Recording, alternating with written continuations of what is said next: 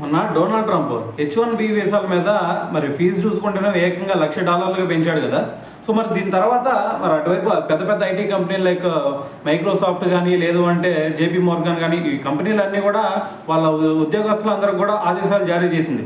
మీరందరూ కూడా విదేశాలకు కనుక వెళ్ళుంటే వెంటనే యూఎస్ఏకి వచ్చేసేయండి అని చెప్పేసి కూడా వాళ్ళకి ఆర్డర్స్ పాస్ చేయడం జరిగిందనమాట.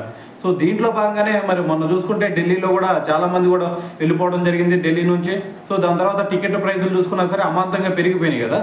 అయితే ఇప్పుడు దీని గురించే మరి వైట్ హౌస్ సెక్రటరీ అయితే ఒక స్టేట్మెంట్ పాస్ చేశాడు. ఏమన్నాడు, సరే మేము H1B వీసాల మీద ఈ విధంగా ఫీజు పెంచాము, కాకపోతే దాంట్లో కొన్ని సవరణలు ఉంటాయి. అవేంది, ఎవరి దగ్గర అయితే ఇప్పటివరకు H1B వీసాలు ఉన్నాయో వాళ్ళు బయట ఉన్నా సరే మళ్ళీ యూఎస్కి వచ్చేటప్పుడు ఎటువంటి ఫీజు అయితే ఛార్జ్ చేయము. కాకపోతే కొత్తగా ఎవరైతే ఈ H1B వీసాలు తీసుకుంటారో సో వాళ్ళకి మాత్రమే ఈ రూల్ అమలు అయిద్ది అని చెప్పేసి మరి అతనైతే ఒక స్టేట్మెంట్ ఇవ్వడం జరిగిందనమాట. సో దీంతో చాలామంది కూడా ఊపిరి పీల్చుకున్నారనే చెప్పాలి.